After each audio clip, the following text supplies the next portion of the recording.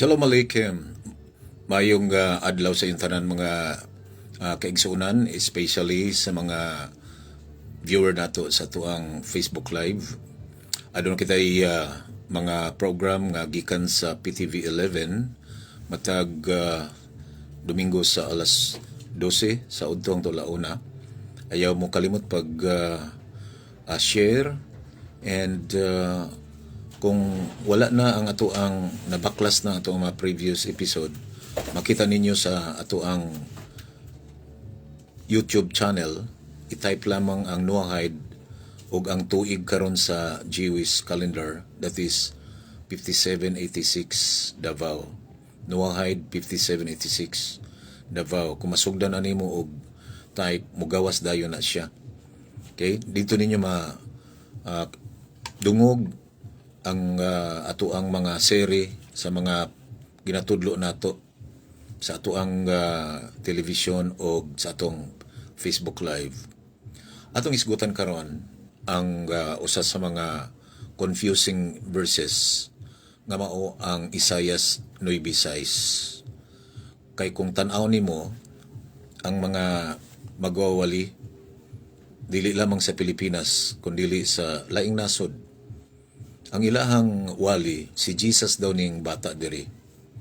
Now, basaw na ko ang King James kay mao ni ang usa sa mga hinungdan ngano nga na-develop kini nga mga mali nga mga sabot or mali nga pag-interpret. In King James it says, "For unto us a child is born, unto us a son is given, and the government shall be upon his shoulder, and his name shall be called Wonderful Counselor, the Mighty God, the Everlasting Father, and the Prince of Peace." Imo makita ang child is born diri, present tense, and then unto us a son is given, and you can find the future, the government shall be upon his shoulder, and his name shall be called Wonderful. Ang atong makita, dunay tulo ka major nga problema based sa Hebrew. Remember, si Prophet Isaiah, wala magasulti og in English, wala siya gasulti og King James, NIV, wala siya gasulti og Latin or Greek. Tungod kay Jewish siya, Hebrew siya, Israelita siya, og ang iyang sulat, Hebrew. Akong basahon ang Hebrew na og ato ang lantawon. Sa Hebrew na siya, Isaiah 9:5 na sa Hebrew nga arrangement.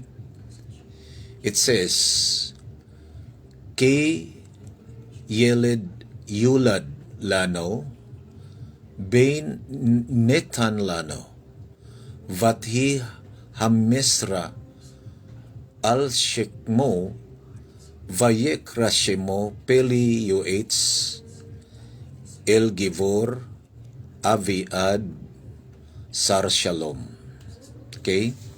Kay Yeled Yulad Lano, Bain Netan Lano, Vathi Hamesra Al Shekmo, Vayekra Shemo Peli Yoetz Al Givor El Givor Aviad Sar Shalom. Okay, adunay tulo ka Hebrew nga ato ang tagaan og emphasis. One, kining Yulad Lano. Number 2, Vatihi Hamesra. Vatihi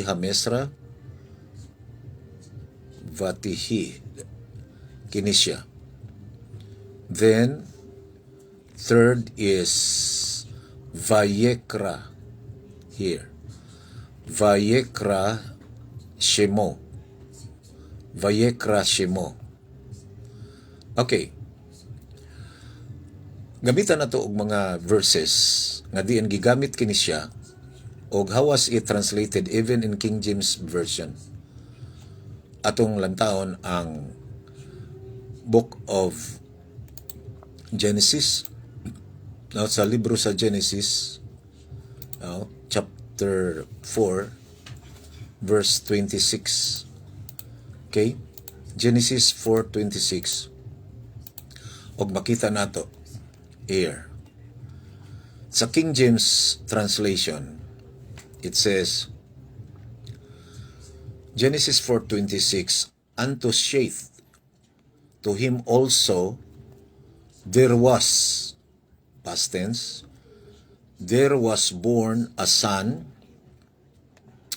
and he called his name, past tense, Enosh. Okay. How was it said in Hebrew? Kaning, was born a son. Was born. In Hebrew, Genesis 4, verse 26. Ol Shet Gamhu Yulad Bain. So we can find Yulad Bain. Vayekra it Shemo Enosh. And the term Yulad is just the same that was used in the book of Isaiah 9 verse 6, which is verse 5 in Hebrew.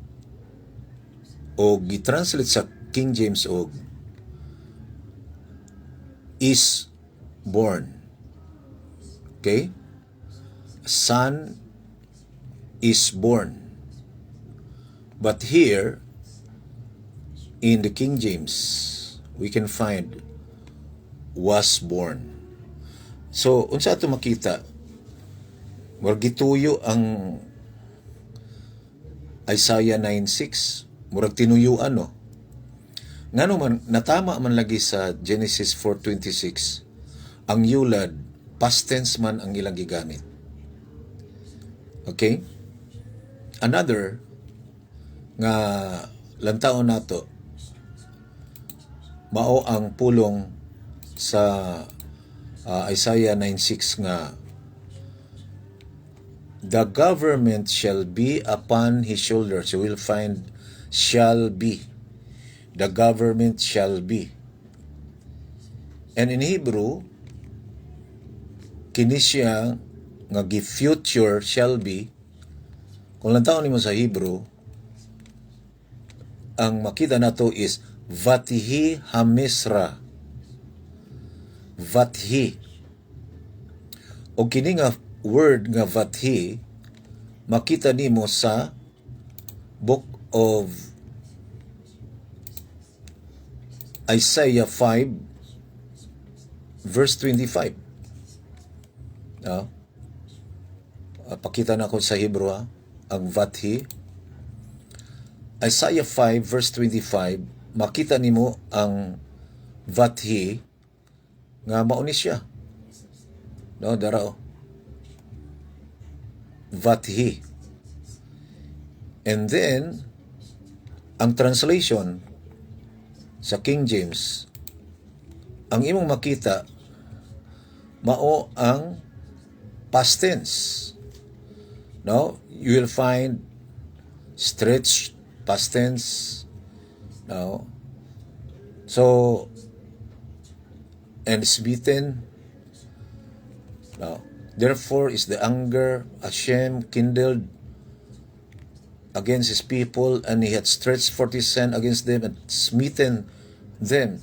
So we can find past tense. No. Pero kung imong lantawon ang King James sa Book of Isaiah chapter 9 verse 6, ang makita nato is shall. The government shall be. Okay. Arite sa katulo, and his name shall be called Wonderful, Counselor, the mighty God, everlasting Father, Prince of Peace. Sa dili pa nato isgutan ng mga ngalanan na atong klaroon sa ning shall be kung tinuod ba na siya. Pagtanaw nimo sa Hebro, ang shall be is vayekrashemo. Vayekrashemo.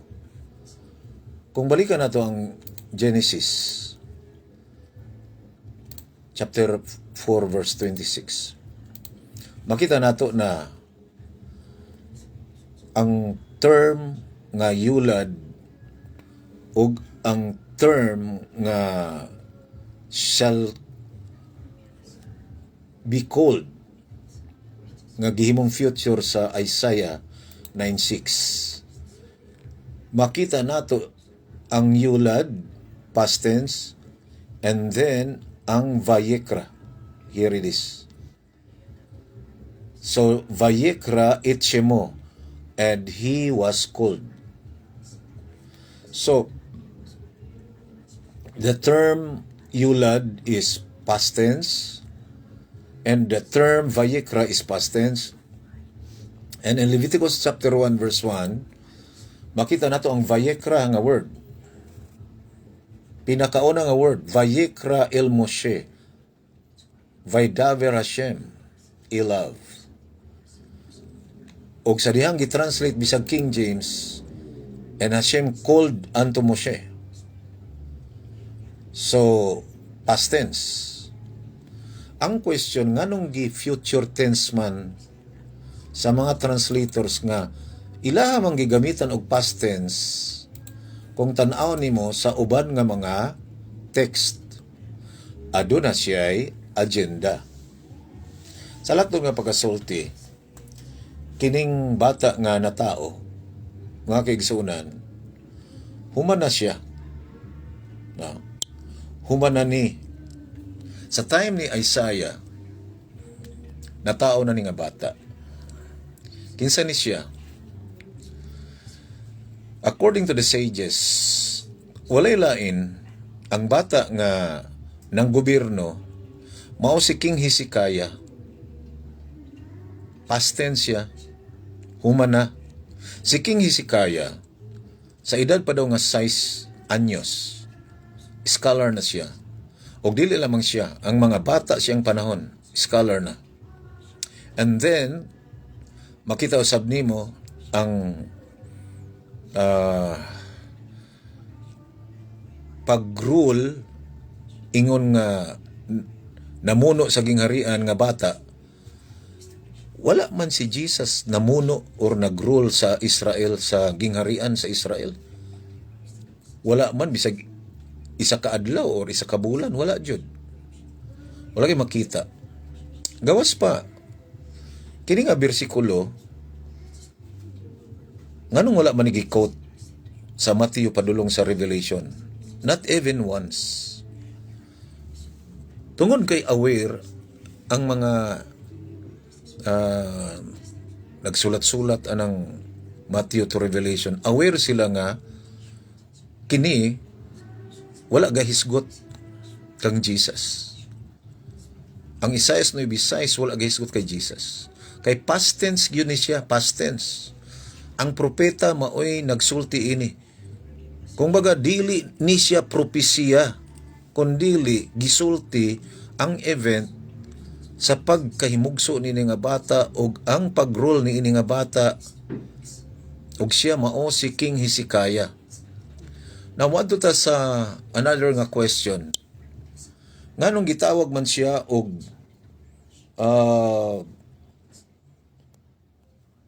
Wonderful Counselor, Mighty God, Everlasting Father, Prince of Peace. No? Prince of Peace. Ano yung mga kaigsunan? Kung imo na tanawon sa Hebrew, mo na imo makita, Peleo 8. Okay. Here it is. Peleo 8. El Gibor. Nag-translate, by the way, Peleo 8 is i-translate og wonderful, no? Counselor, and then El Gibor, Mighty God, Aviad, Everlasting Father, and then Sar Shalom. Sar Shalom is Prince of Peace. Kining tanang mga ngalan nag-describe kang Hashem. Because every time nga ang mga Jewish people maggamit og mga pangalan or maghingalan og mga pangalan sa ilang mga anak, usa siya ka description kung kinsa si Hashem. For example, kung moingon ang mga ginikanan, ang ngalanan niya og Avia yang anak. That means si Hashem ang among amahan. It doesn't mean ang bata mo'y amahan, kundi si Hashem ang among amahan.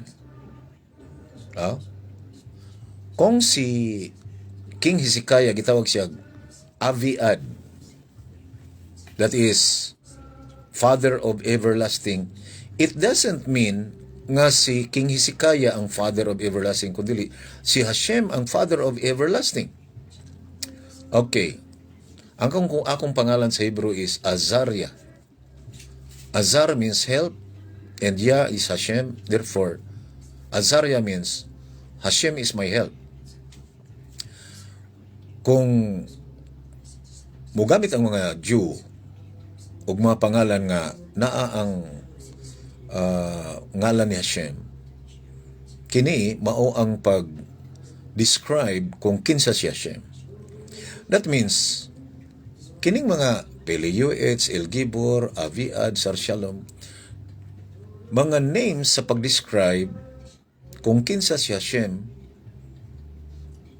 nga diin mao ang ilahang remembrance as they use the description to the name of their sons or daughters. So, kini nga mga description sa Isaiah 9 verse 6 nagpunting kini mahitungod kay Hashem. Si Hashem mao ang gidescribe nga siya mao ang Peliuets, El Gibor, Aviad, Sar Shalom, og dili ang bata nga natao nga mao si King Hezekiah. Okay. Sa time ni Isaiah, mao ang panahon usab ni King Hezekiah, ug kabalo mo sa time ni Hezekiah,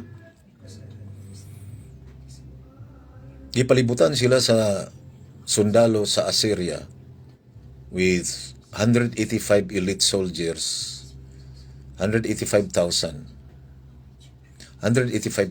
elite soldiers. Unsa may gihimo ni Hezekiah? Ang gihimo ni Hezekiah, nag-fasting siya, nag-ampo. And then, it so happened na gipang patay ang maong mga sundalo sa usa lang ka angel. Usa lang ka angel. Nagpatay nila. O according to the Book of Kings, wala pa'y hari nga nag-rule nga sama niya, o wala na po'y hari nga murol nga sama sa nahitabo niya. Mo inungdan nga pagka verse 6 sa Hebrew, ang Isaiah 9, makita nato ang unang pulong is Le Marvei Hamesra Ol Shalom in Kates, and great is his rulership, in peace there is no end. Now notice sa Hebrew, ang mem is close, nga mao ang first letter sa Marvei. Nga supposedly, ang mem nga close, ending na siya, just like this letter, ulam. Now, and then, ang sinugdanan og ikaduha, open mem. Pero nganong close daw ni ang Marvei? Tungod kay indicator daw nga gika Suspitsahan nga si King Hezekiah siya mao ang Misaya tungod sa naitabo sa panahon niya. Only to find out, dili di siya. Nga naman, tungod kay ang rason, nganong dili siya ang Misaya, kay pag-abot sa kamatayon sa mga soldiers nga nagpalibot nila nga gipatay sa usa lamang ka angel, wala siya ni kanta. Wala siya nag-offer og awit. O inungdan nga dili di siya ang Misaya. Sa lakton nga pagasulti, ang Isaias 9:6 wala gahisgot kay Jesus. Ang Isaias 9:6 gahisgot mahitungod kang King Hezekiah nga diin bata pa siya, scholar na, 6 years old, and then misugod siya rule daw 7. Misugod na siya rule. Og siya mao ang hari sa Israel nga diin sinati og miracle nga wala siya nakig-away sa kalaban. Nagampo lang siya, nagfasting siya. Og unya ang 185,000 soldiers nga iya sa Assyria nangamatay resulta sa pagtubag ni Hashem siyang prayer. O gisuspitsahan nila nga basin siya na ang Misaya. Apan dunay weakness si King Hezekiah. Wala siya ni awit. Wala siya pasidungog kay Hashem. Wala siya nagkumpos og kanta. Kay ang Misaya, dunay duha ka gifts nga intrinsic sa iyahang kaugalingon. And that is the gift of Malkut o Zemerot. That is the gift of kingship and songs. Nga makita nimo sa kinabuhi ni David. Tungod kay si King David, iyang gipadayon ang kinabuhi ni Adan o kumplituhon sa Misaya ang role ni Adam. Mga kaigsunan, sa lakton nga pagkasulti ang Isaiah 9:6, kung muingon ka nga si Jesus na false siya, bakak siya, fake news siya, dili siya tinuod. Usbon ko, ang Book of Psalms 101 verse 7, ang mga tao nga naa sa deceit or falsehood, they cannot dwell or stand before Hashem's presence. Dili kabarog ang mga tao nga naa sa falsehood, naa sa bakak. And in the book of Psalms 145 verse 18, Hashem is close to all who call upon Him, to all who call upon Him in truth. Duol si Hashem sa mga taong nagasampit niya. Apan kinahanglan mo sampit ka niya in truth. Ug magisgo kita og truth, Psalms 119 verse 160, Rost Divarka Emet. Shalom, shalom. Rost Divarka Emet. That means, since from the very beginning, your word is truth. Isaiah 40 verse 8, your word stands forever. The Torah of Hashem is perfect. Psalms 19 verse 8, Turat Hashem Tamima, Mishevat Nafesh. Ang iyahang Torah, perfect, and it restores the soul. Mga kaigsunan, balik ta sa Torah. Tungod kay ang Torah lang, mao ang iyahang putli nga pulong. Walay sagol bakak. Shalom to each and everyone. Salamat sa inyong pag-view o pag-share. Ayaw kalimot usab sa ato ang YouTube channel. I-type ang Noahide 5786 Davao og makita ninyo. Okay? May nungdanon mga kaigsunan nga masayod taon sa Jud ang tinuod kaysa musunod-sunod lang ta. Now, tagaan ta niya og kagahom sa pagsusi. Now, og atuan ang obligation nga kita mismo ang mo search, kita ang mangita, dili lang ta magsunod-sunod sa nauna nato. Okay? Salamat og shalom to each and everyone.